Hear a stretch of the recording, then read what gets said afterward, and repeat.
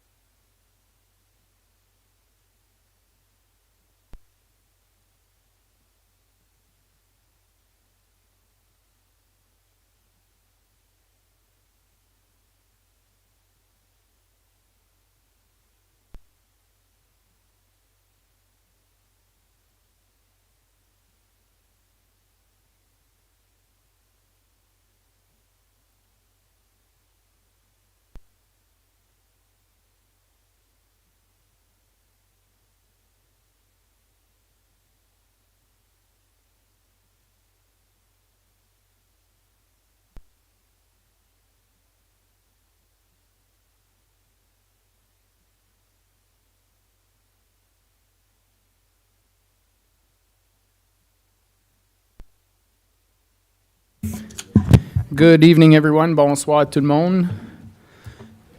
Sorry for the late start. Thank you very much to the Russell Community Concert Band and Riley and Mackenzie who came and played and gave us a little musical intro for the Christmas season. Much appreciated. Merci. We'll begin the meeting with roll call. All members of council are present and accounted for.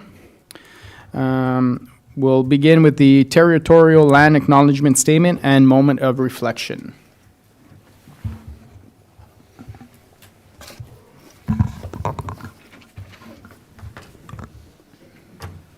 We acknowledge that we are on the unceded territory of the Anishinaabe and the traditional lands of the Haudenosaunee, Huron-Wendat, and Kanien'kehá:ka peoples. We acknowledge our shared obligation to respect, honor, and sustain these lands and the natural resources contained within. Attendu que le Canada est fondé sur des principes qui reconnaissent la suprématie de Dieu et la primauté du droit, prenons un moment de réflexion personnelle.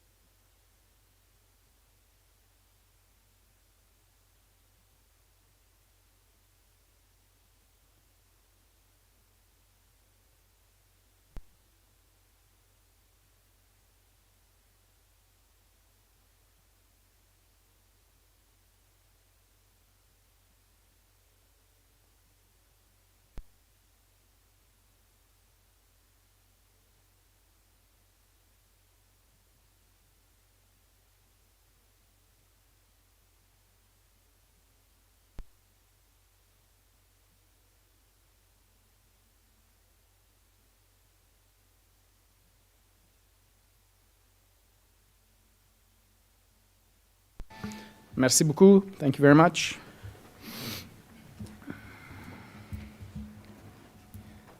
Item 4, adjonction, effacement ou modification. We have a few slight changes this evening. Under item 18A, we have myself, homestead noise bylaw request, and a resolution will come from that. And under item 11J, verbal report, emergency preparedness bylaw. And we'll have the accompanying bylaw at number 16, which will be bylaw 142. Anything else, Madame Cameri? No. Councillor Tarnowski? Just two things, if we can add, just a quick discussion on rue and rue.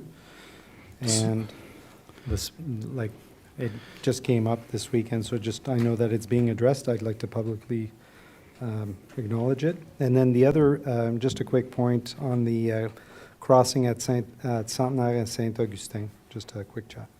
Okay, so Councillor Tarnowski's item 18B, street signage wording. And item C, intersection of Saint-Augustin and, Centenaire? C'est ça, oui, merci. And Centenaire. Perfect. Anything else, members of council? Seeing none, we'll move on to adoption of the agenda. Motion to approve the agenda as amended. Need a mover and a seconder, please. Moved by Councillor Lalonde, seconded by Councillor Tarnowski. All those in favor? Opposed? Carried. Item 6, déclaration d'intérêt pécuniaire.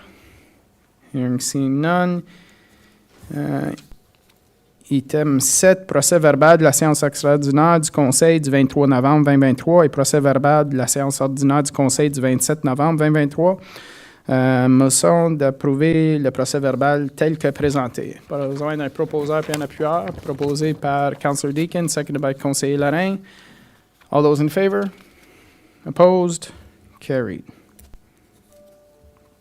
Item 8-9, 8 and 9, presentations, delegations, we have none. Item 10, consent items. Motion that all items listed under consent items be received as presented. Item A, request the community grants from Parks and Recreation Department 2023 budget. Item B, minutes of the Environment and Sustainability Advisory Committee, November 8, 2023. Just a note for item B, there was a slight mistake in the Environmental and Sustainability Advisory Committee. Thank you, Councillor Deakin, for catching that one. In regards to the item about the food for the businesses, it was indicated that it was council that had reviewed the file and decided not to proceed when it was actually the committee. So that'll be adjusted in the minutes. Questions, comments? Hearing, seeing none. Madame Guittard?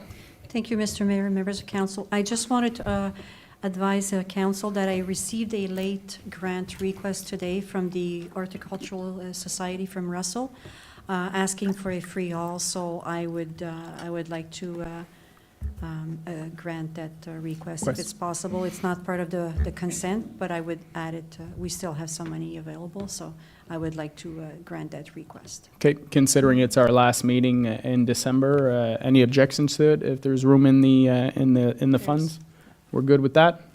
Okay. Thank you. Thank you. So mover and seconder, all those in favor?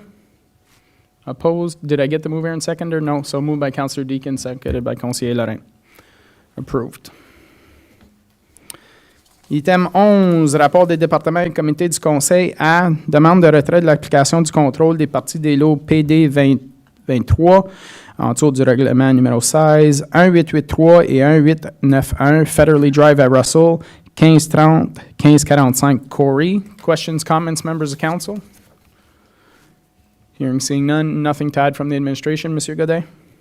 Non, merci, Monsieur le Maire. Okay. Item B, zoning bylaw amendment report PD 52-2023 for 1281 Notre Dame Street in Embrun.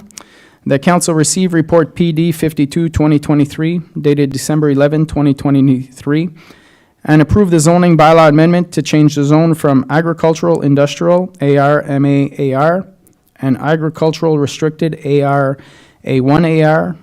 to agricultural industrial MA for the subject property. Questions, comments, members of council? Seeing, hearing none. Anything to add from the administration? Non, merci, Monsieur le Maire. Parfait. Item C, adoption du budget 2024, rapport FS 26-2023. Que le Conseil reçoive le rapport FS 26-2023 daté du 11 décembre 2023 et adopte le budget 2024 tel que présenté dans le rapport sommaire annexe A, qui inclut une augmentation de taxation de 4 % et que le Conseil adopte le règlement proposé sur les frais aux usagers 2024 tel que modifié par l'annexe E, et que le Conseil adopte la liste de subventions et de contributions communautaires, événements spéciaux 2024 présentés à l'annexe F, ainsi que l'organigramme revisé, annexe G, et que le Conseil adopte le règlement proposé pour établir la structure salariale de la municipalité de Russell pour 2024, et que le Conseil adopte le règlement proposé pour établir la rémunération du Conseil de la municipalité de Russell. Questions, commentaires, membres du Conseil? Questions, comments, members of council? Councillor Ternosky, then Councillor Deakin? No? Good. Councillor Ternosky? Merci, Monsieur le maire. J'ai juste une question au sujet du le Schedule D, Revised Reserves. I just want to confirm, and I think it's accurate, but it just it's a big difference. And so the Asset Management Infrastructure Fund went from close to 2 million and is down to 190,000 at the end of 23. That is accurate, correct? Monsieur Godin? Merci, Monsieur le Maire. So yes, that is accurate. Okay, that's good. Thank you. Sorry about that. Okay. Did you want to speak to this, Monsieur Godin? Obviously, there was a few changes. You were able to, with all the changes that were proposed at budget time, you were able to come in at 4%. So congratulations to you and the team for that one. Oui, merci, Monsieur le Maire. So yeah, that's correct. So basically, all the changes that were discussed during the working session, so we were able to implement everything that was requested from council. We did some minor revisions at certain places in the operational budget, as well as use some reserves where appropriate to fund some of those additional initiatives. And obviously, when we prepare budgets ahead of time like this, there's also always new information coming to light, so we do have that chance to make those minor adjustments as we move from draft 1 to draft 2.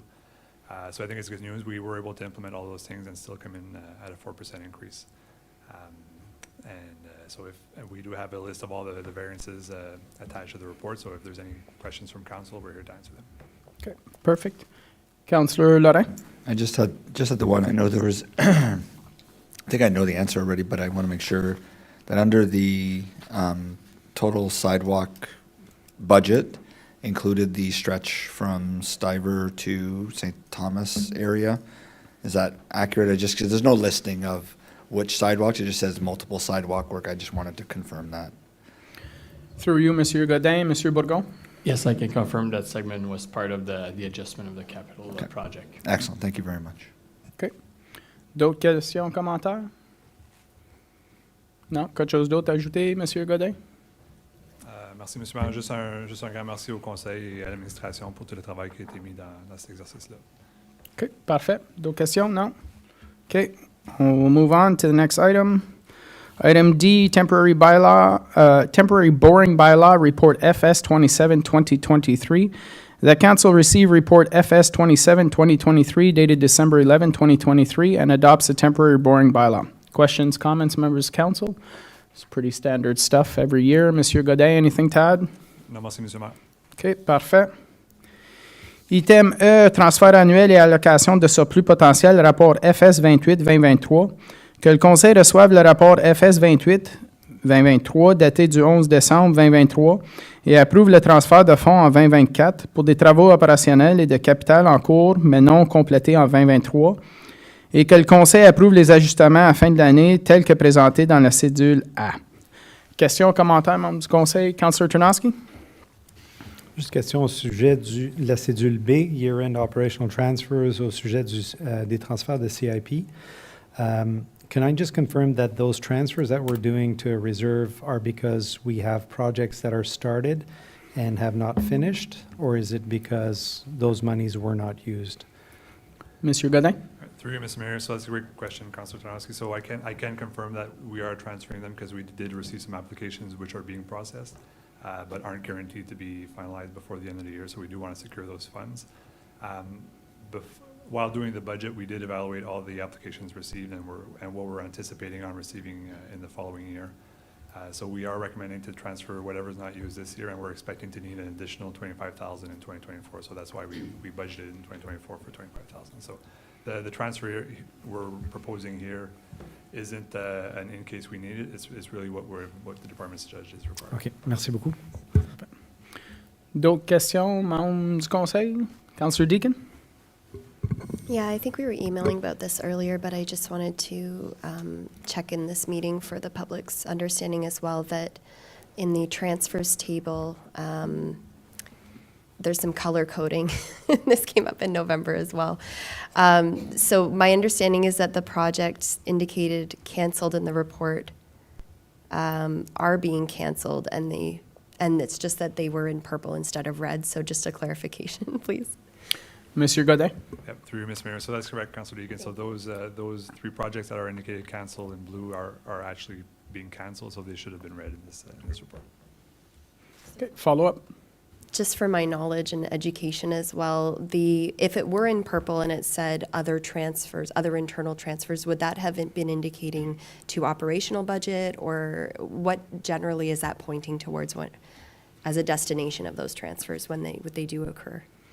Monsieur Godin? Through you, Ms. Mayor. So it could be multiple things. So it could be transferred to operational. It could be transferred from one project to another. Sometimes we do consolidate different projects and things like that. So it's more of a kind of a general line that's used for extraordinary circumstances. So as you see in this case here, I don't think there's any of the projects that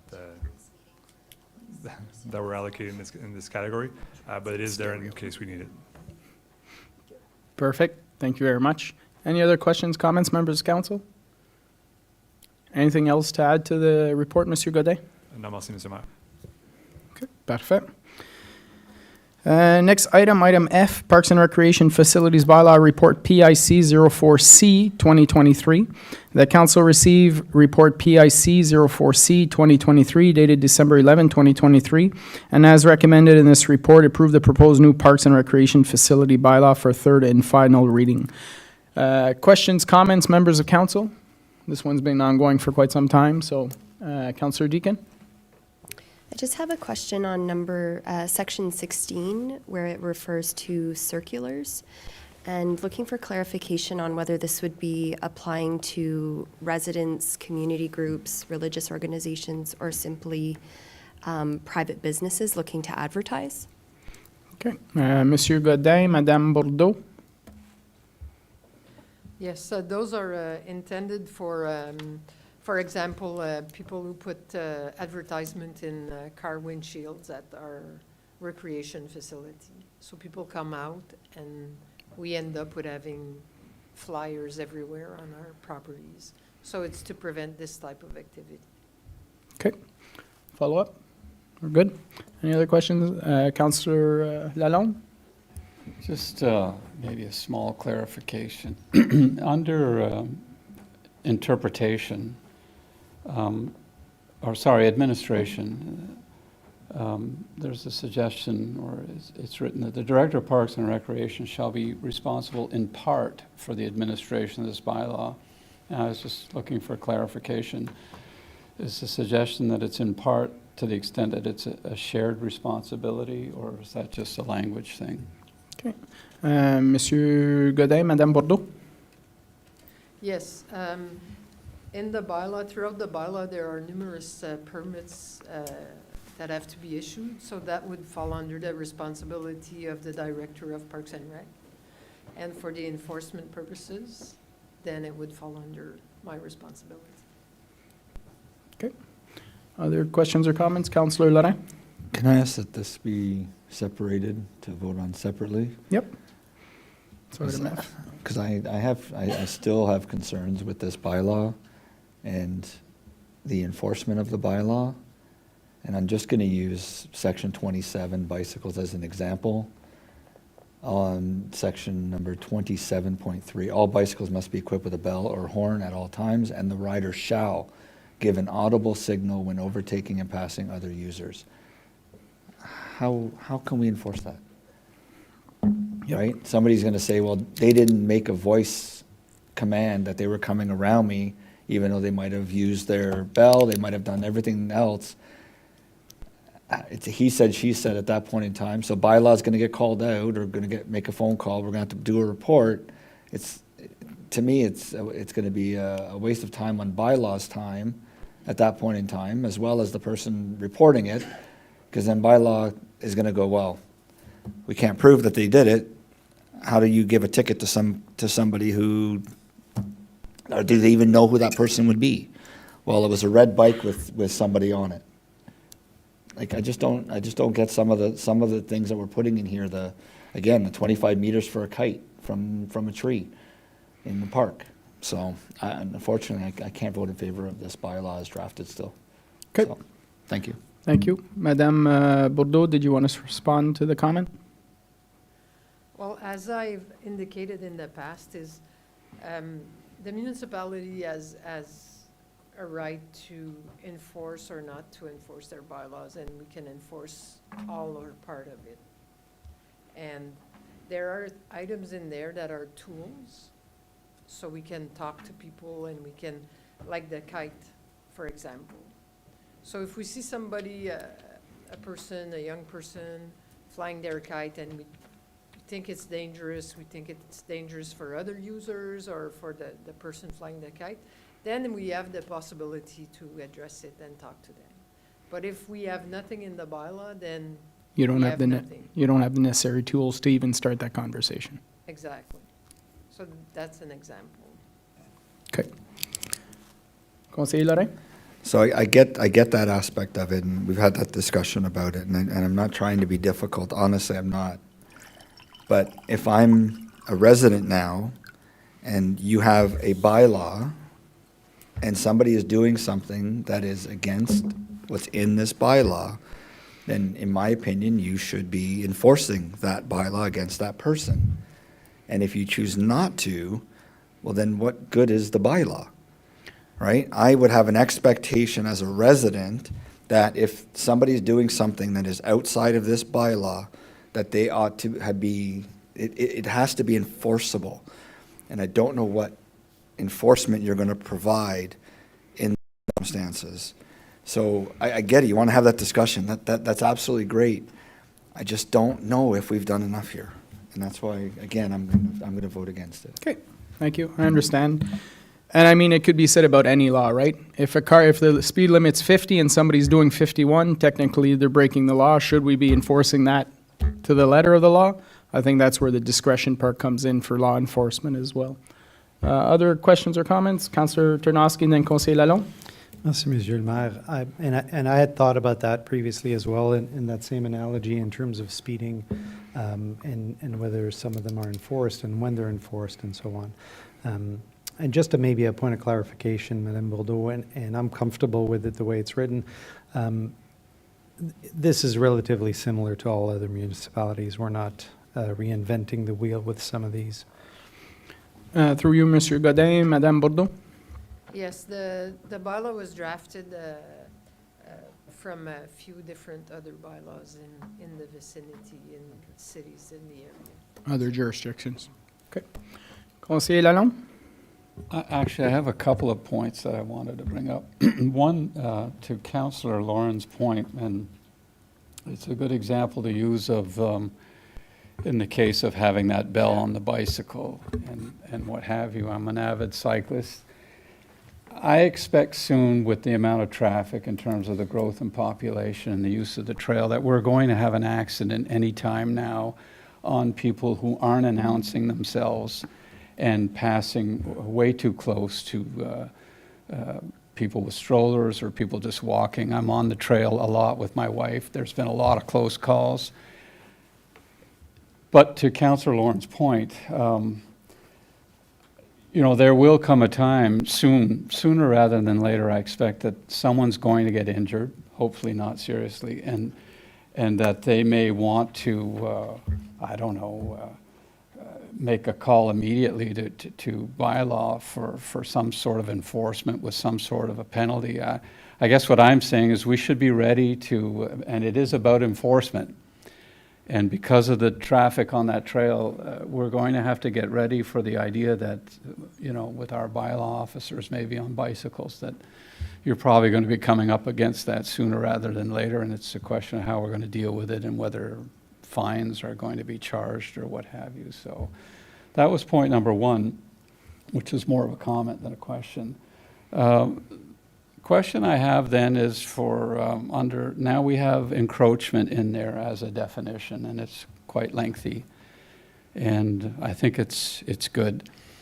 And maybe this isn't a direct question for bylaw, and maybe it's a comment before it's a question, but I just look at what's going to come now with the encroachment, and I know that Parks and Rec are going to be doing some further reporting to us. But I just want to maybe make the comment at this point that I'll be looking forward to maybe some sort of policy, because in my own comments on the proposed changes, it was pointed out by bylaw that what I was concerned about in terms of encroachment and how it would be enforced and the consistency in enforcement, that it was more of a policy issue maybe than a bylaw issue. So on that note, I just want to leave it that I'll be hoping for some sort of a policy or set of regulations or established criteria to deal with the onslaught that we'll be dealing with in the coming weeks and months over illegal bridges and what have you, that and structures that I'll be looking forward to seeing, like I say, some consistent criteria and maybe a policy as to how to deal with all that stuff when it comes. Okay, thank you very much. Councillor Deakin? I was wondering along the same lines if we could get a clear picture of what is coming next from administration with regard to the encroachment. The report, the very last line, council discussed encroachment, requested Parks and Rec to present documents towards existing encroachments. Is that where we're leaving it? Do we have a clear direction to administration on what we want to see now that the decision that was made in the last couple of months around encroachment on the trail specifically? What is accompanying this potential Parks and Rec bylaw? Monsieur Godin, I believe in this case it was two separate issues and we were dealing with that separately, but do you have any thoughts for that? Merci, Mr. Massel. Yes, these were separate issues and files that were being worked on for a while, so we wanted to bring those forward to council. In going through them and having the discussions with council, we do see that there are concerns and perhaps there might be a need for a broader encroachment policy, not only for parks, but for all of municipal infrastructure. So we don't have any specific to share with council now as far as timelines, but that is our intent to move forward and to evaluate that situation, to bring more context to council. Okay. And in regards to the trail, did you have more information on that, Madame Guital? Thank you, Mr. Mayor, members of council. So the administration was supposed to come back. That's what we're planning to do in the early year with some costs associated to install some culvert/bridges. And we were working this out with the infrastructure department. Okay, perfect. That's good. Follow up? And I just had a follow-up on Councillor Laurent's concern, specifically with the trail and the bell, is that it doesn't strike me as incredibly accessible that someone would need to make an audible noise and for that to be heard by the other cyclists. I might be in the weeds on this, but I do appreciate the concern that he's raising around that tool in particular. Okay. Thank you. Well, this item will be removed, so if we need to have further discussion, we can have further discussion at that time.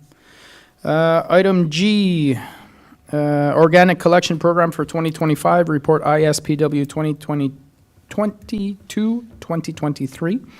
The council received Report ISPW 22-2023 dated December 11, 2023, and approved the organic collection to start in 2025, and that council give direction to finalize the collection and processing agreement with Waste Management and GFL, and that council approve the food cycler pilot program. Monsieur Bourgon, I'll let you start off on this one. Merci, Monsieur Maire. So this report tonight, it's a resume of what I already mentioned to council during the budget discussion. I just want to point out that during my to accept our track changes, there's a sentence that should have been removed. So the program will start in 25, so the user fee for the program will be adjusted in 25, so there's a phrase that should have been removed.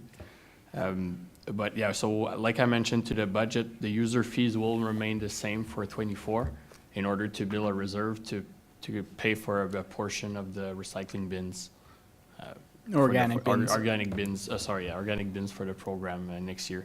So we'll, in the upcoming weeks, we'll deal with Waste Management to see how can we work out our the amount that we'll have collected for the green bins and how we can pay for the balance throughout the contract like it was originally agreed on. So to bring back the agreements of both parties at their next council meeting to have the authority to sign them. Perfect. And there was a significant cost savings to delaying the program by 1 year, correct? Exactly. So by at least after tonight, they'll have an understanding of our commitment.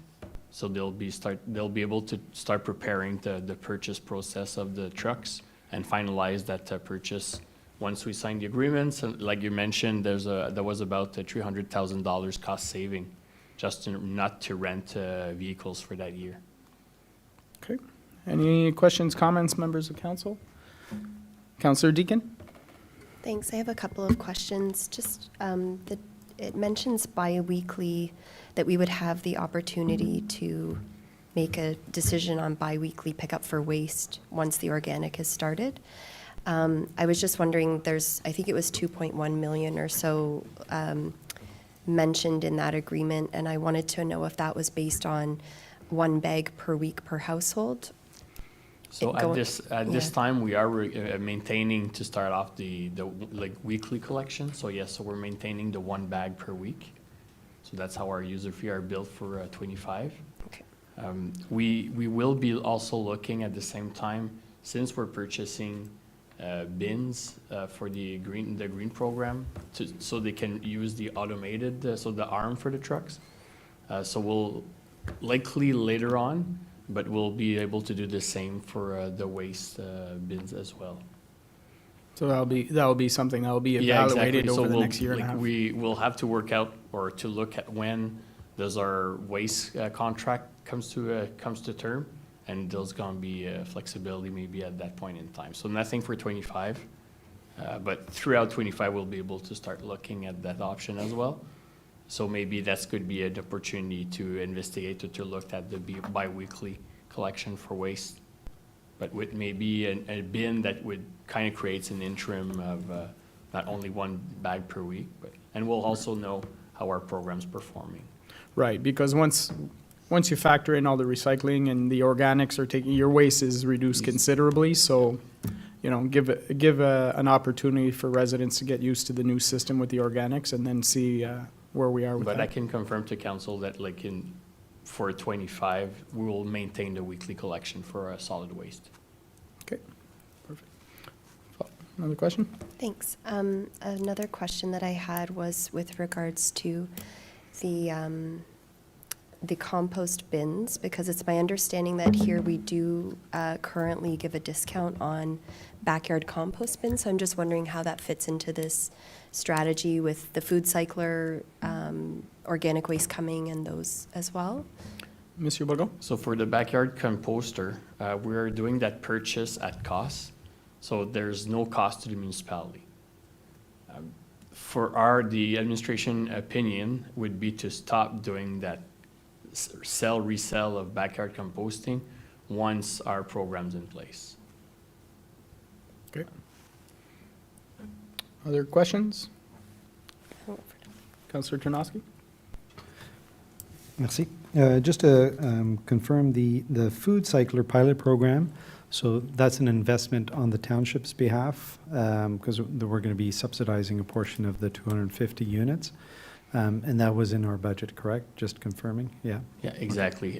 So it's $100 a unit, and yeah, that was discussed at our budget, and will be part of our the portion that's allocated to our organic program. Okay, merci. Councillor Deacon? Thanks, I remembered what I was going to say earlier. I noticed that in the GFL listing, it doesn't allow any plastics, including plastic bags. I'm aware that Ottawa has had considerable issues with folks not adopting their program. I think they said around 40%, only 40% of their organic waste was diverted to landfill, and their council had decided last year to allow for residents to put their organic waste in plastic bags in the bins, which had added a considerable cost to their processing.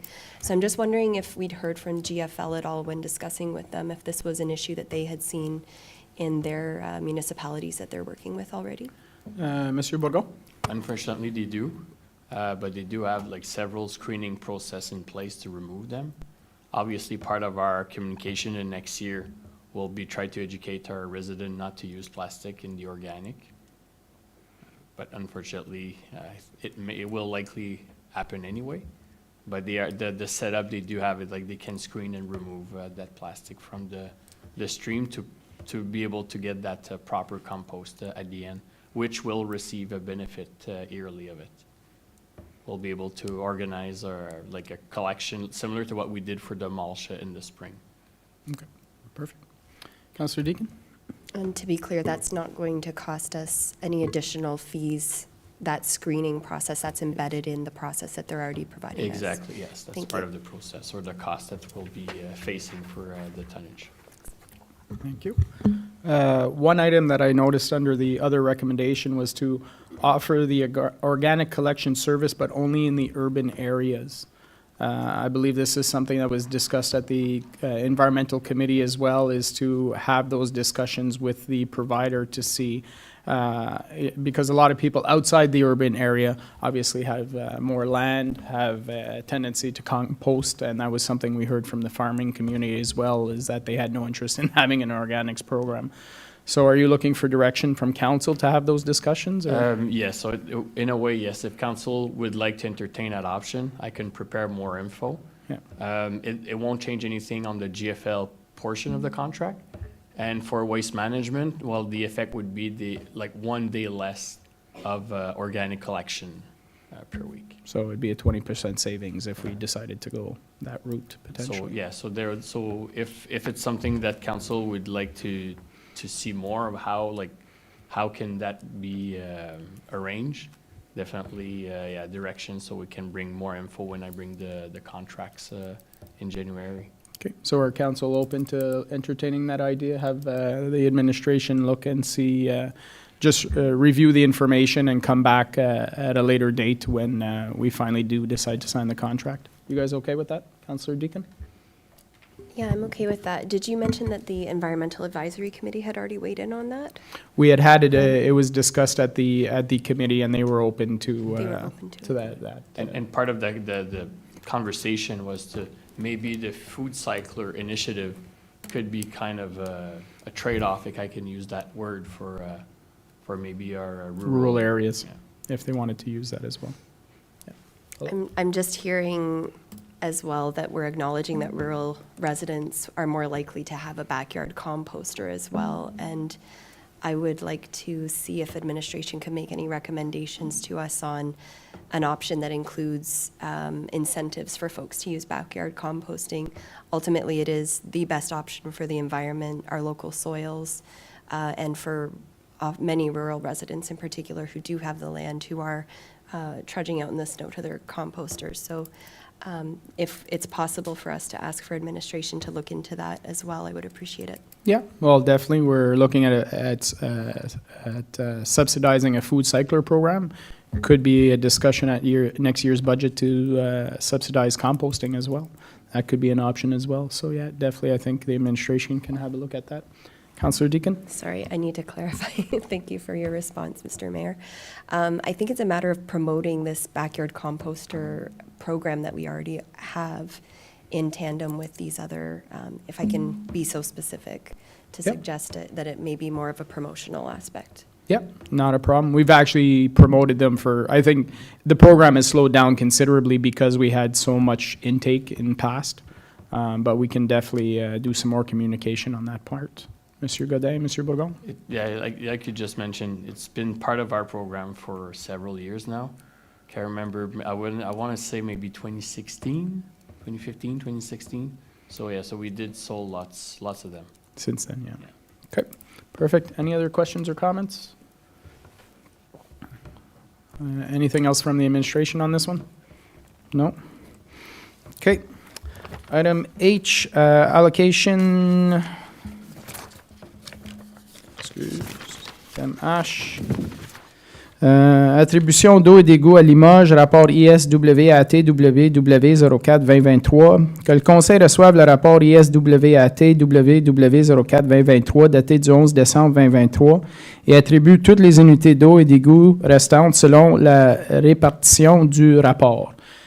Questions, commentaires, membres du Conseil? Questions, comments, members, Councillor Lorrain?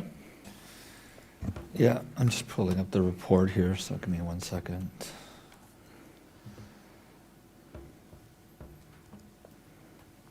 So I see that we've distributed, again, you know, not everyone's getting what they require, but we split it up among some.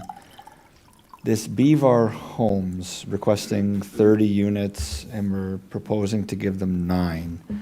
Can I ask how far along they are in the process? Monsieur Godin, Monsieur Bourgon, I don't think they're very far in the process whatsoever, correct? Exactly. They asked for 30 a couple of months ago, but they don't have any concept plan. They just ask for an amount of units for whatever we can give them. I think they're looking for confirmation of units before they move ahead in doing any work towards the project.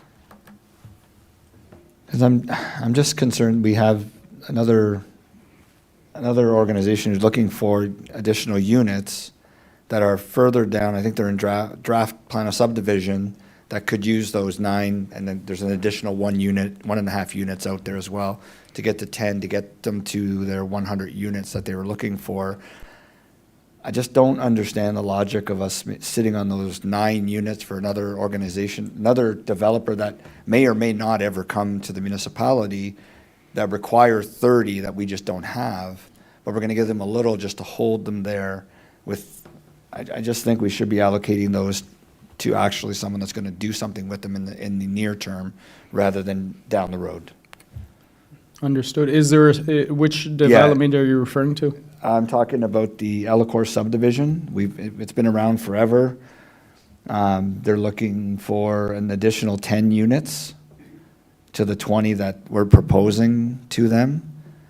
So my recommendation to council would be to move the 9 from BVAR to Elacore and attach an additional 1 unit that we had remaining of the 1.5 that were left after the count to get to 65. So to give them a total of 30 units.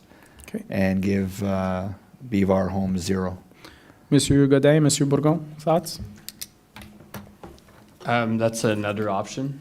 Basically, what we just came to, with the recommendation that gives a little bit to everybody that requests some.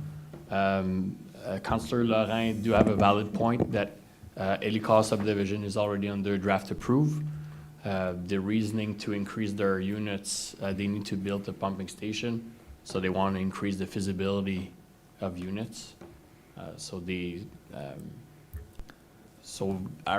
From the administration point of view, we're in front of council requesting to distribute those units. I'll use the term we're sitting on those right now, so there's an option of having those development to have to collect those fees, reimburse the nation, and at least see those units being developed. Yeah. So that's why we're recommending to council to not follow our policy or our bylaw, but to allocate those units and to allow the development. And just to be clear, these aren't units that can be used anywhere other than Limoges, correct? Because it's on the nation water system. That's correct. And also, we know that the nation will be coming with more upgrades to their water system. There will be more units in the future, but it will have to be part of a new agreement, new fees. So that's another reason why we would like to see those units being allocated and built in the upcoming years. Okay, so from your perspective with what Conseiller Laurent is proposing, there's no objection? There's no objection. It could have been another scenario prepared by staff. Okay. Conseiller Laurent? Can I ask that this item be removed so I can make that amendment, please? Yep. Thank you. Any other questions on this report? Councillor Lalonde? Yeah, I agree with Councillor Lauren's suggestion of taking them away. So BVAR has not made any presentations or submissions to the planning department whatsoever in all this time, just to clarify? Yeah, Monsieur Godin, Monsieur Bourgon? No, it's been a few years that he's simply inquiring, but with nothing, no project in mind or no sketch or. Yeah, I think the last, I received an email a few months ago from the gentleman. I think he's looking at some kind of communal system, but he hasn't come back with anything concrete at this point in time, so. Okay. With that, so that item will be removed. Item I, Russell Station Trail Park Design Purchase Exemption from Policy PR 18-2023.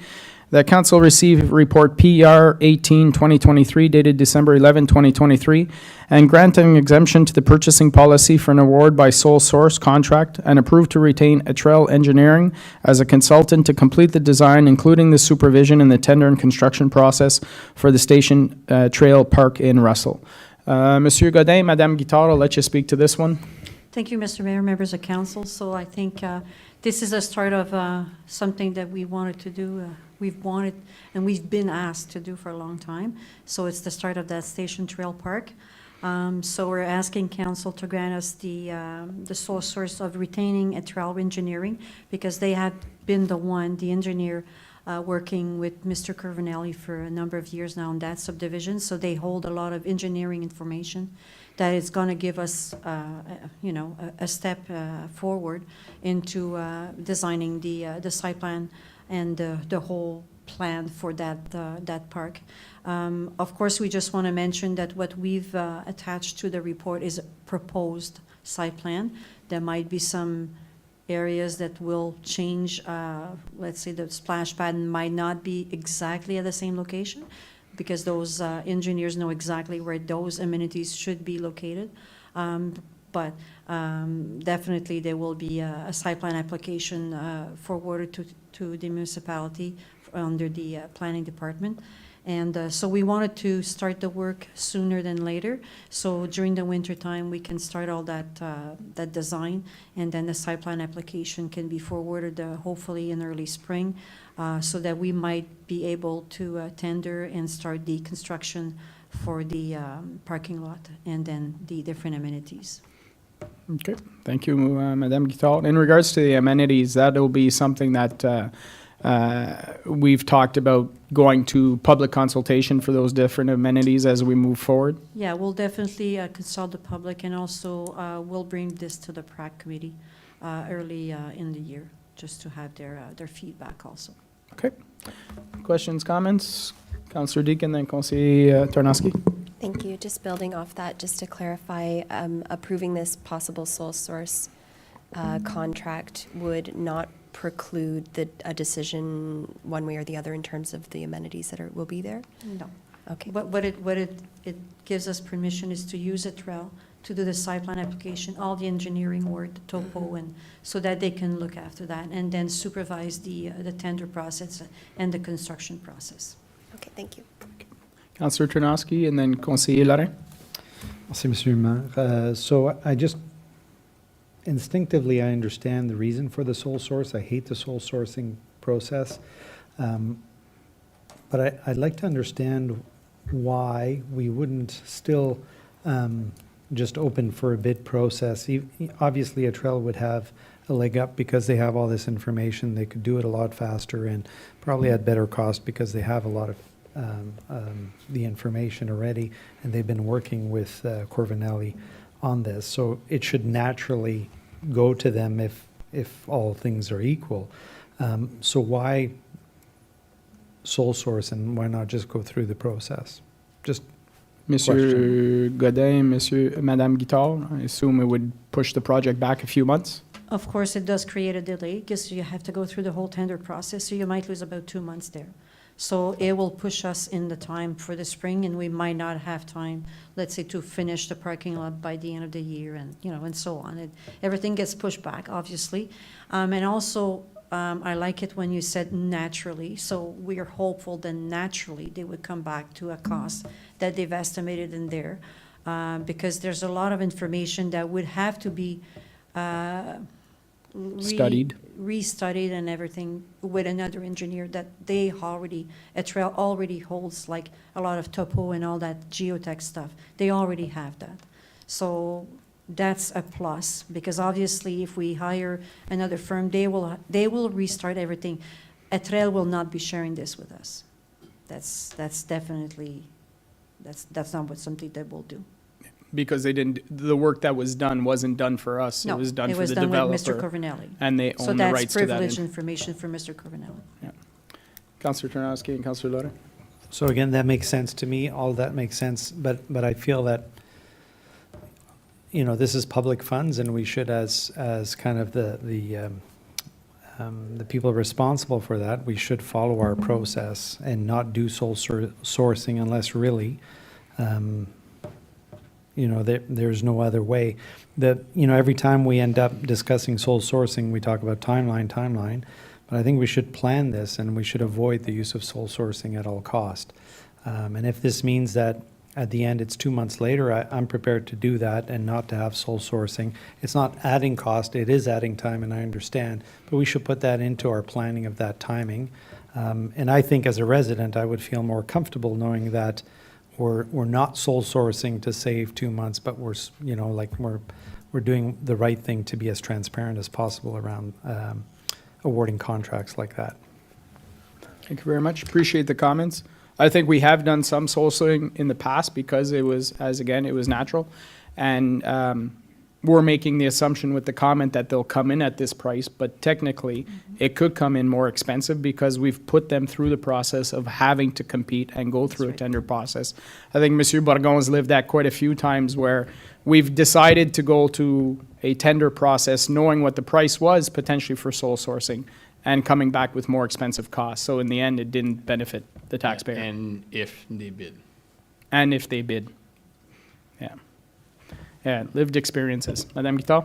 And thank you, Mr. Mayor, members of council. If I can just add also, we did consult internally with infrastructure department who has a lot of experience with that. And the quotation that we did get from Etrel made a lot of sense. For all the work that they quoted to be done made sense. Because you're talking about work that's probably going to spread over a year and a half, so. Okay. Councilor Loret? I'm going to agree partly with Councillor Ternosky that we need to avoid this at all cost in terms of sole sourcing. However, in this circumstance, with the knowledge that they have already of that exact plot, that location, with all the studies they have already done on that, I get that we would delay the timeline a couple of months for the tender process, but I'm concerned as well that then you delay more for all these other studies, the topographical, the hydrological, all the geological, all these other studies that would need to be done throughout that time frame. And at what cost, if somebody's bidding it, that they have to already do all that stuff. So I would be concerned that A, ATRO doesn't bid, or B, ATRO's price goes up and somebody else comes in lower. However, now we're spreading that out over a longer period of time. Like, we're talking 2025 instead of 2024. That to me, I think is, I mean, the residents in that area have requested a park, and it was in the plans for years now. So I get that we should go to tender on everything, but in this circumstance, I'm going to vote in favor of the sole source because of the reasons that I laid out earlier. That knowledge that they have of that location puts them in the best position and puts us in the best position to move forward with that project. So, thank you. Okay, thank you very much. And just to add as well is that it has been years in the making for this area, and residents have been asking, but the land is still technically not transferred to us, so they're still waiting on a few little things, unless it's changed recently. But I know that our engineering department was waiting for a few items to be finalized. Madame Guital? Thank you, Mr. Mayor, members of council. Like I mentioned in my report, we're still waiting for two little technical hydro seeding, and so the final inspection will be done in the spring, but this does not prevent us from starting. If we give the contract to Etrel tomorrow morning, they might be able just to finish the topo before the year end because there's no more snow on the ground. So they might be able to finish that before year end. So that'll be another plus, so that they don't have to wait for spring. Okay. Monsieur Godet? Merci, Monsieur Maire. I just wanted to add as well to one of your comments, Councillor Tarnowski, about deviating from our standard practices. This isn't necessarily deviating. Our typical purchasing is done openly and for open bids, but we do in our purchasing policy have a section for sole sourcing where it is applicable and appropriate, and this does fall into that clause. Okay, thank you. Any other questions or comments? Anything else to add from the administration? Thank you. No. Merci beaucoup. Item 12, rapport d'un investigateur ou l'ombudsman. Ah, j'ai manqué G. Ah oui, J. My apologies. Item J, Monsieur Godin, Madame Bordeaux. Emergency preparedness. Yes, we applied for we submitted an application for the emergency preparedness grant, and the ministry requested that we submit a document identifying the person having the signatory authority to enter into a contract and to apply for receive and manage grant funding for the township's behalf.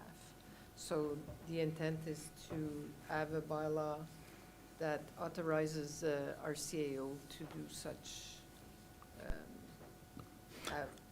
to authorize them to sign the agreement for the grant if approved. Yeah, the fact that he had CAO after his name wasn't enough for the government to recognize that he actually has the authority. They want us to pass a bylaw to that effect. Yes. Okay. Questions, comments, members of council? So we'll have the accompanying bylaw to be approved with all the other bylaws. It'll be voted on separately, say so, and we'll be able to see it on the screen, say so.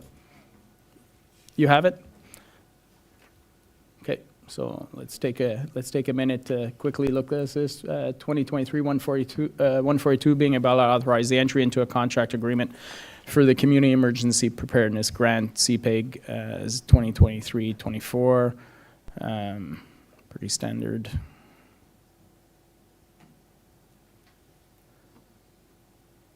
There you go. Now that Richard Godin, our Chief Administrative Officer, be appointed as the signing officer. Everybody's okay with that? Okay. So then, Mr. Mayor, we can add it with the others. With the others? Yes. Perfect. Okay, so that was item J. 12, reports from investigator and ombudsman, we have none. 13, notice of motions, we have none. Item 14, question period on the meeting of the day. If you have any questions on anything in regards to what's on the agenda, please come up to the lectern and state your name and address for the record, please.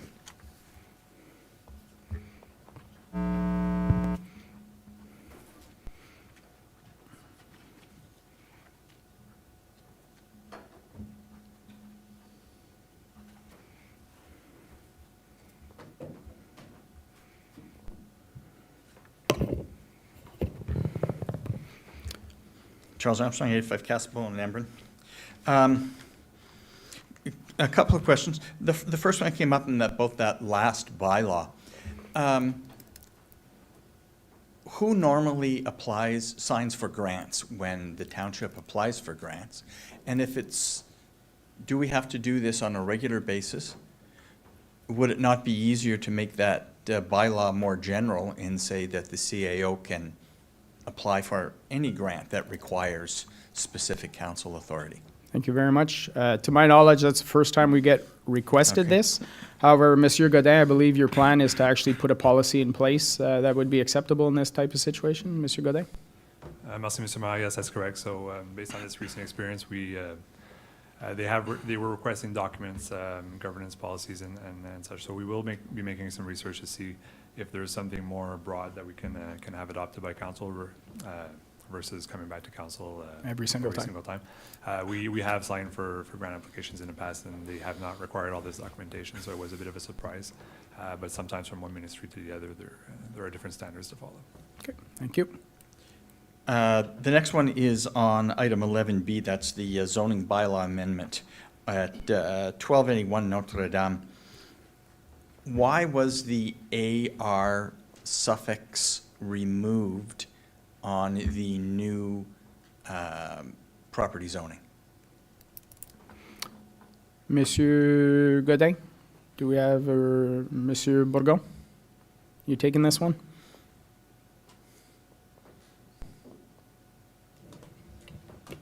My understanding was to match the zoning from the adjacent property, but I can double check with our planner. just to Yeah, confirm. because the properties are intended to be merged together, or it'll be the same property owner for both properties.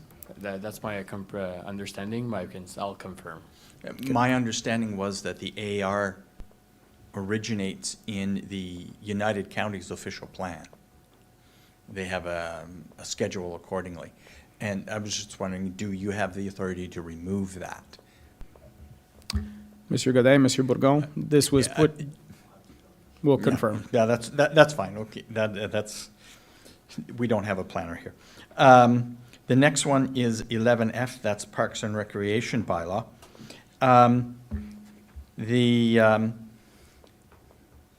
The first one includes section 11. What gives the 25-person limit? I've read our Constitution, I've read our charter, and there are no limits on peaceful assembly on public property. Monsieur Godin, Madame Bourdeau?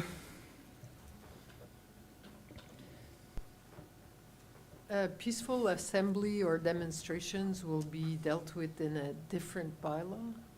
And I don't think that this is meant for like private parties, weddings, such events that will require a permit to have the use of the property for themselves at that time. So it doesn't deal with demonstrations or peaceful congregations or demonstrations or. Okay, thank you. Okay, I'll have a look at that. The next one is, again, with section 16, the circulars and advertising. Again, it includes things such as the display of signs is not permitted. Again, I go back to our Constitution, the Charter, Section 2, Fundamental Freedoms.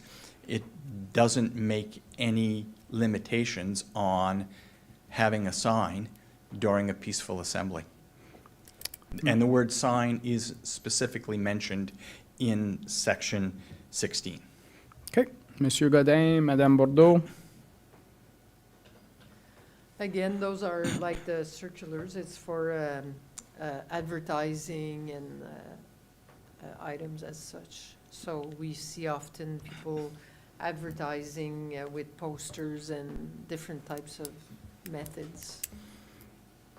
But that's And correct me if I'm wrong, but it specifies alteration or any sign or posters in park unless in compliance with the township's bylaw.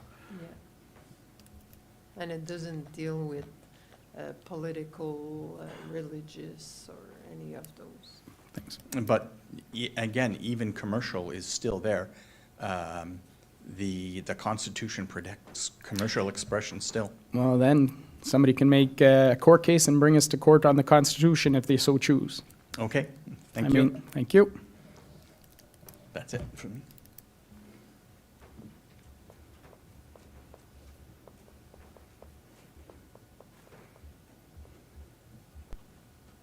Rhonda Bradley, 159 Edie Road.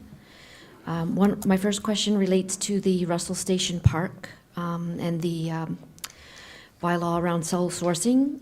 I have a question about what technical reports were produced on Caravelli's behalf, if I'm pronouncing that correctly. So in regards to, so it was, the development was done by the developer, so he would have hired his engineer to do all the work. So those are not our documents, they belong to Corbinelli, so I'm not sure, you want to know which documents specifically? I want to know which technical reports were produced for that developer and whether there's any interest in the Township of Russell having produced its own reports. For example, hydrogeological.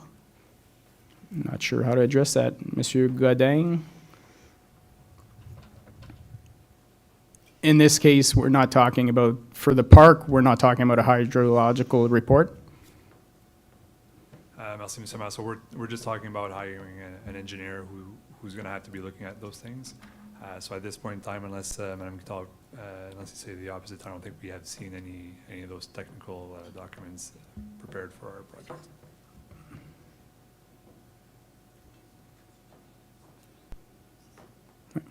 Madame Guital? Thank you, Mr. Mayor, members of council. So to my knowledge, what was required from Mr. Corbinelli was done through the subdivision agreement. So whatever planning requested from him, those reports have been submitted to planning. And we had required some documents, like I mentioned in my report, which were given to township. We're still missing a few little things, few little items under the agreement that we signed for the park transfer. But during the development process, there are engineering reports that go through our planning and through That's through infrastructure. planning department, through the subdivision agreement, yeah. Yeah. That's mandatory. So a new engineer wouldn't necessarily need to produce new reports, which is one of the rationales for not doing sole source. Monsieur Bourgon, Madame Guital? Well, if I may, and Mr. Bourgon can add to this, the information we need for the park were not submitted for a park. It was submitted as a subdivision agreement. So this is different information that we now need. Thank you. Mr. Mr. Mayor. Quelque chose à ajouter, Monsieur Bourgon? Well, what we're looking for here, it's like the topo, the soil test, servicing report. So to hire another engineer, he would need to do his own validation of all what was already performed under the subdivision agreement. So to come up with all those extra reports or brief of servicing, which is already completed, but to hire someone new, he would need to produce those documents. He would have to produce or verify everything. Exactly. Like Verify I say everything that was produce- already submitted. And is there any value to the township to have those studies validated? Monsieur Bourgon? If the question is to be validated by another engineer, no. Okay, thank you. My second question relates to the budget, and in particular, the number of FTEs that will be added to the budget over the next 3 years. I'm interested in knowing if there is a number associated with what bringing that number of FTEs on board over the next 3 years and what the total cost will be. Okay. Monsieur Godin, I believe we had an HR plan last year that addressed all this, the HR changes. Yeah, through Mr. Mayor. So yes, we do have an HR plan that outlines our long-term goals. In this budget here, this is just a yearly budget for 2024, and we haven't added any new FTEs for 2024. Okay, thank you. And my question is, you have a plan for the next 3 years, so do we have a sense of what the implications are for the next 3 years? Monsieur Godin? We do, through Mr. Mayor, so we do have a sense of what's coming. I don't have that information here in front of me, as it doesn't really relate to the 2024 budget. But we did present a report to council, I think it was in April or March of 2023 of this year. Yep. Where we do have that information available. So we can email you we can email Madame Bradley that report? That would be great. Definitely. And also related to the budget, I'm interested in the EA that is required around the extension of Imard from the 417 Industrial Park to Edie. I wanted to know how that EA will be costed and where we would find those costs in the budget. So, Monsieur Godin, Monsieur Bourgon? So since it's for the new construction of the road in the park, that budget was already available for 2023. And that amount was part of what council may approve to be transferred to 24. So all unspent money for the construction of the road, we have all our consultant and engineering, legal, all those fees were part of that project cost. So we're recommending to council to be transferred to 24. Okay. And how much was that in total? That's the project we also got the grant for, Monsieur Godin? That's correct, Mr. Mayor. So if I'm not mistaken, I think the budget in 2023, we had $1.7 million. But that wouldn't be for the full project. I think that was for the first phase for the design and the start of the construction.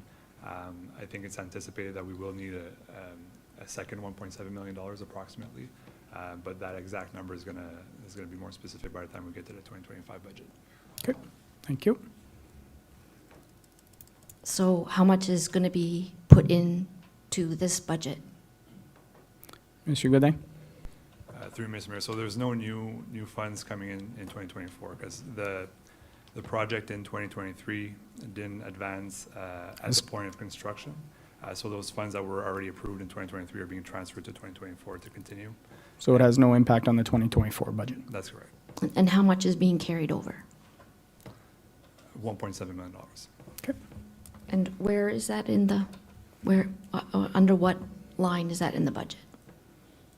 So you won't see this in the budget report in the FS 26, but you will see it in item E, so 11E, the year-end transfers. So there is if you look at the status of the capital projects, it's Schedule C. Schedule C. Thank you.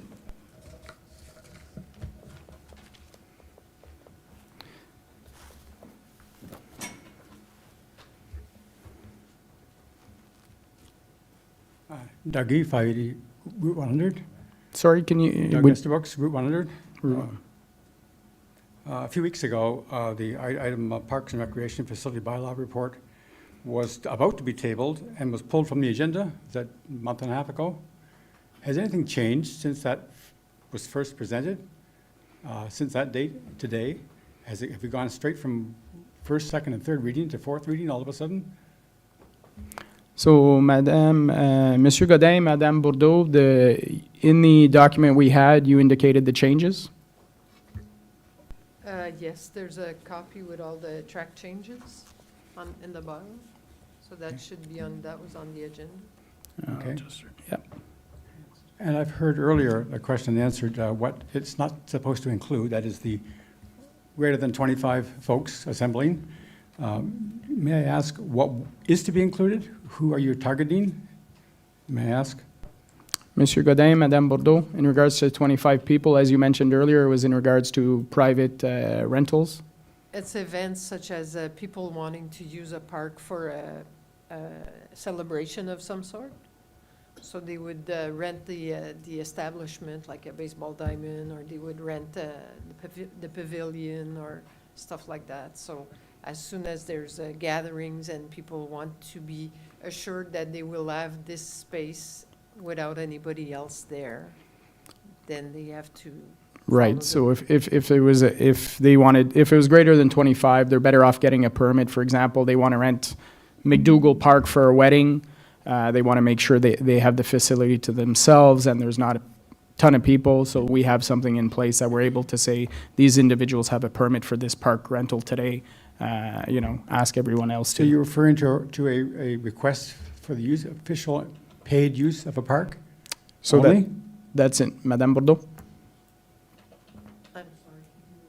Can you repeat it? Are you referring to just a family of more than 25 who want to use a public park for a family reunion? Are they included? In other words, will I need $50,000 liability insurance just to hold a family get-together in what you define as a public park? Madame Bourdeau, if you want priority for the park and for your family only, yes, you would need to get the permit. Okay. Now, if you're willing to have your party and have 100 other people join you, and then you're not you're okay with that, then it wouldn't be required. Is that correct, Madame Bourdeau? Might have to speak with the Director of Parks, but I believe that's right. Can I get an affirmative, yes or no, at some point? in the Madame future? Guital? Yes.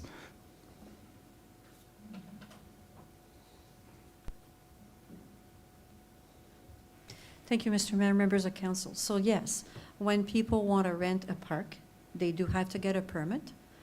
It's more a technicality than anything else. It's just to make sure that the park is available for you when you get there.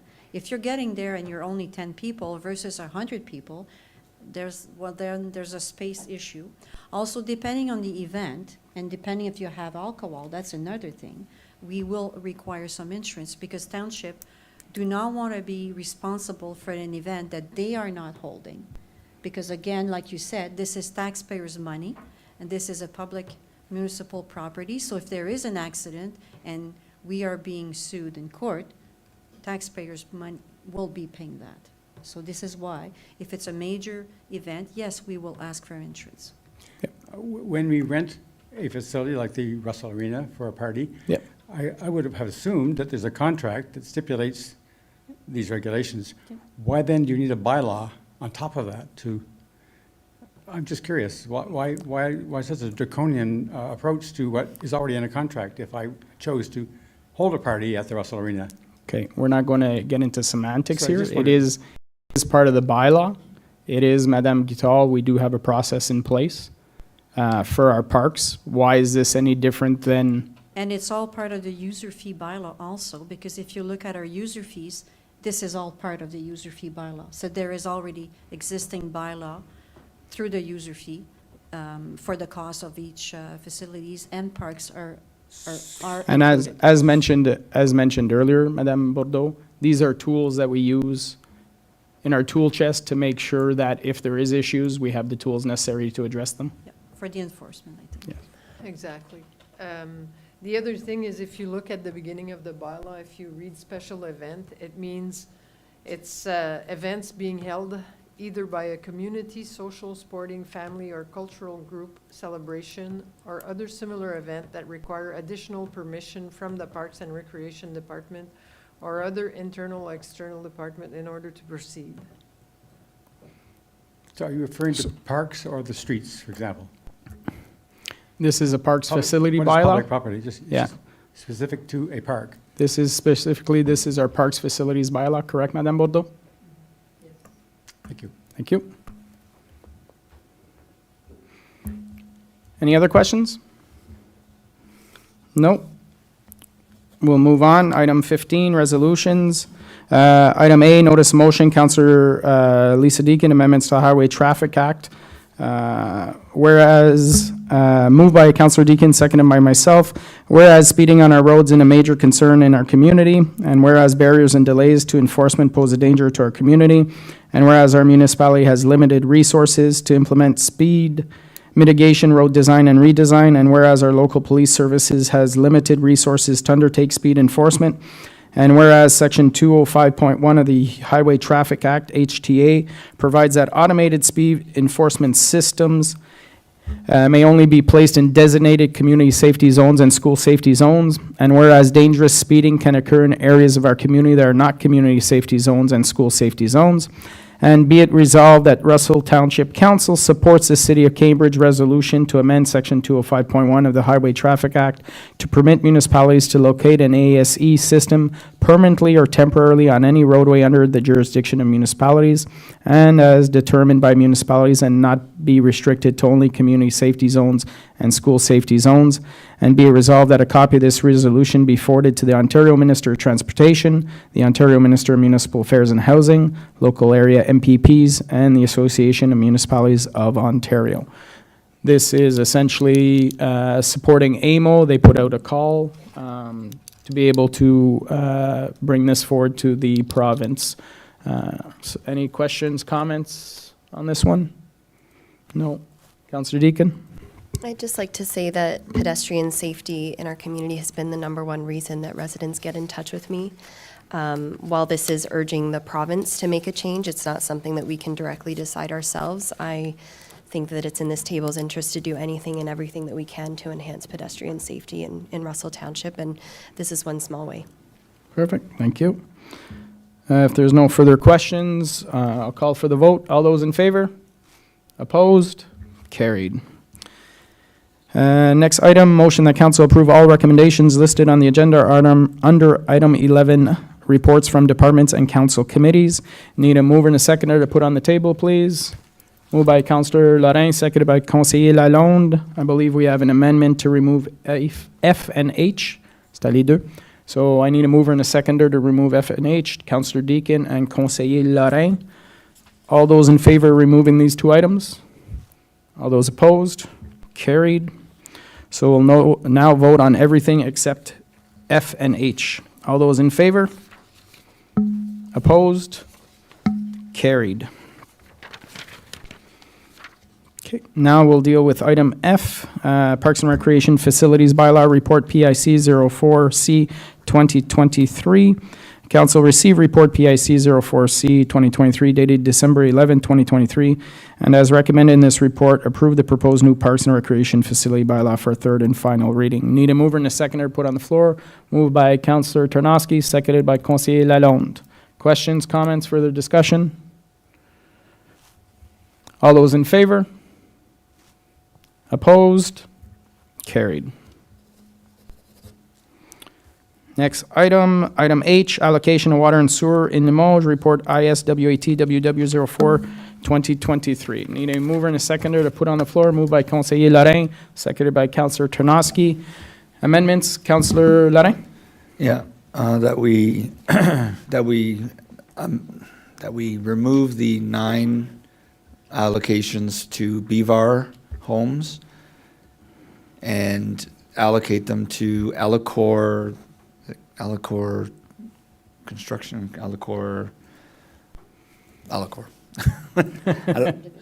Alacor subdivision, and that we also add 1 additional unit to them for a total of 30 units. Because that still falls within the 65 units, taking into account the 8.5 for the land around 9 La Croix. Okay. So that council receives report ISWAT WW 04-2023 dated December 11, 2023, and allocate all remaining water and sewer units as amended in the report to remove the allocations to Bevar Homes and give those units to Ellacor along with the additional unit. Yep. So we have a mover for that. Do we have a seconder? Seconded by Councillor Tanoski. Just to confirm, Monsieur Godin, Monsieur Bourgon, we're good with that? Okay. Any further questions from members of council?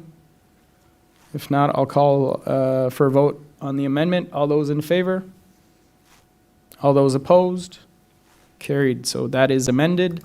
Now, any further discussion on the item?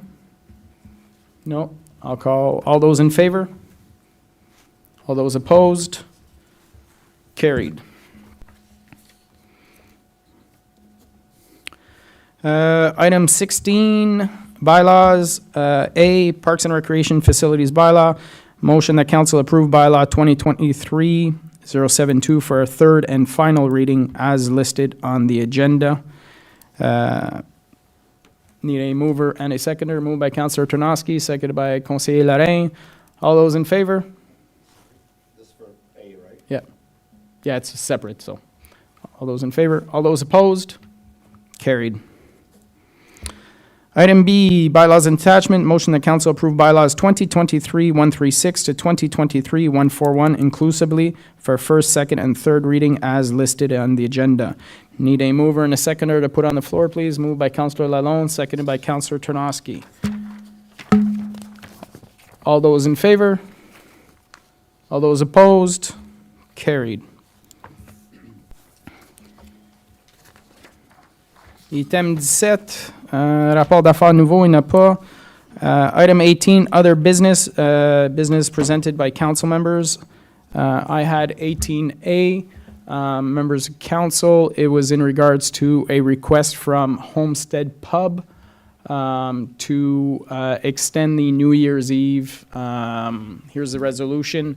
It's for a noise bylaw exemption request for Homestead Pub's New Year's Eve celebration to be held from 11 p.m. on December 31st, 2023 to 1 a.m. January 1st, 2024. That council approved the noise exemption request submitted by Homestead Pub from 11 p.m. to 1 a.m. on Sunday, December 31st, 2023 into Monday, January 1st, 2024 to accommodate their New Year's Eve celebration. This is normally something that would have came through a report. Unfortunately, Homestead was late in the process. I think they had their mind elsewhere this year, setting up their new shop. So they reached out yesterday morning and asked if this was at all possible. I decided to bring it because it is the last meeting in December.